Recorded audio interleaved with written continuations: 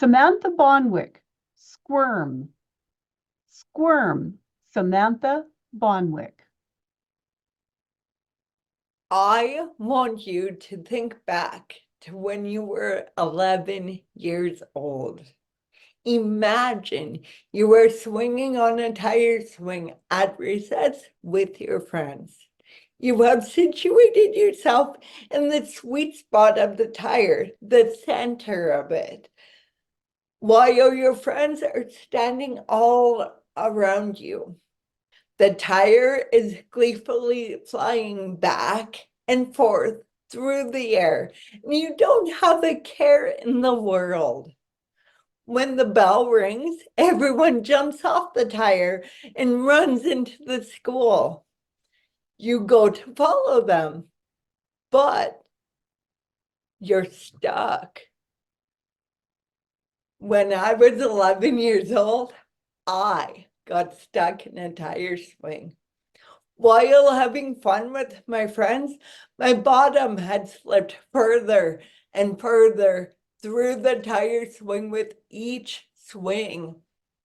Because I had a plastic board strapped to my back, aka my back brace, the more I squirmed trying to get out, the further down I slid, tightly folding myself in half. By the time I gave up trying to get out, only my legs and arms were sticking up out of the tire, and while my bottom was scraping the gravel ground below me. At this point, all I could do was wait in awkward silence, pretzeled in a tire swing until someone came and found me. Why had I agreed to sit in the middle of this tire in the first place? My friends had asked me if it was okay if I sat in the center. They had asked if my brace would cause issues. And I had said no, it would be fine. As I positioned myself on the tire, I had actually felt the not so soft top edge of my brace digging into my skin. And I had thought, should I really be doing this? I had chosen to ignore my doubt, though. I felt like I had to prove myself. I had to be normal. All of my friends could swing with ease, and so I had to too. As a person with disabilities, I have spent my life squirming out of tire swings to show the world and myself that I am capable, worthy of taking up space, struggling to fit into the mold of normalcy.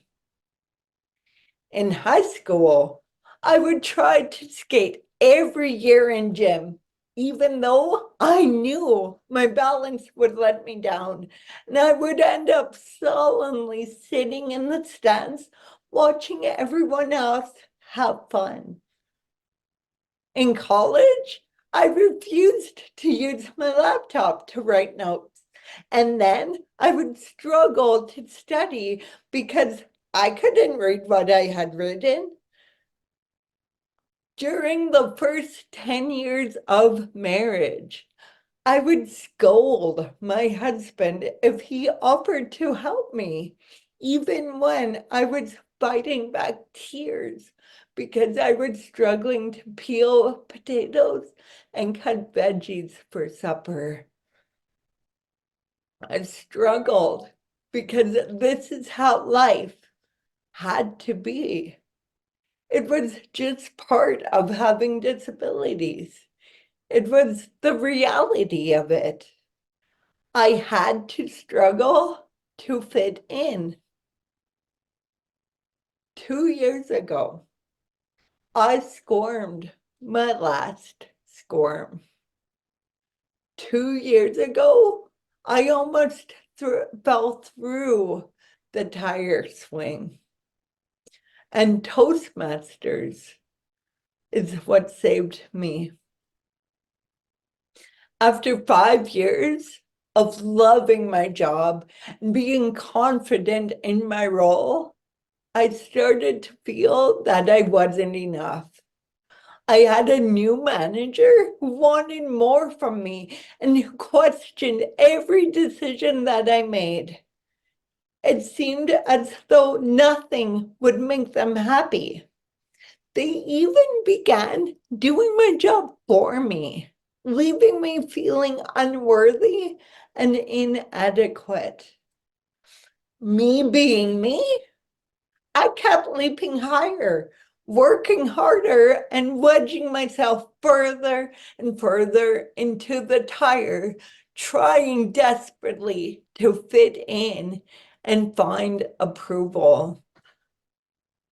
After a year of struggling to prove myself, I attended a wellness conference, and in that conference was not one, but two Toastmasters.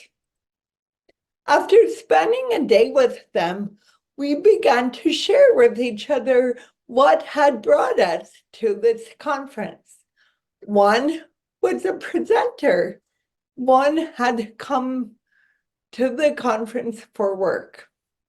And I came to get a break, to find some space and to breathe, to figure out what I was doing so wrong and to find a solution. At that time, I would have done anything to feel worthy and to feel like I fit in.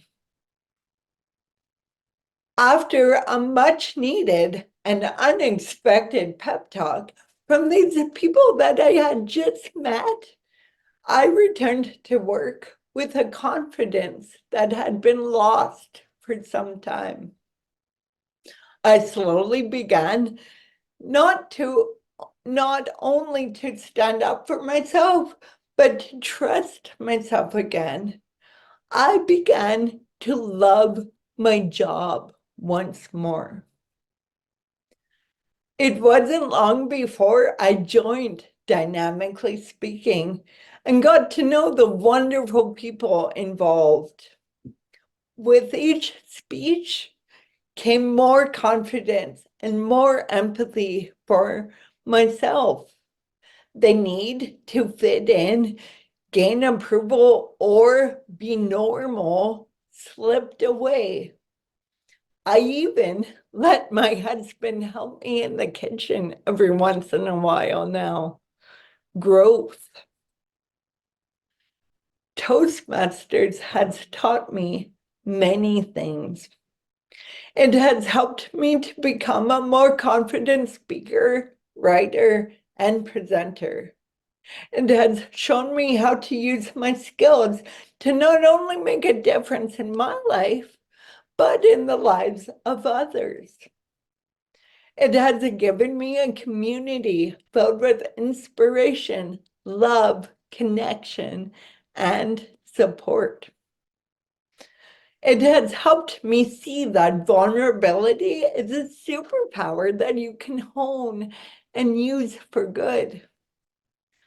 But most importantly, it has taught me that I don't have to squirm to fit into the world, that I can say no to the tire swings of life and still be okay.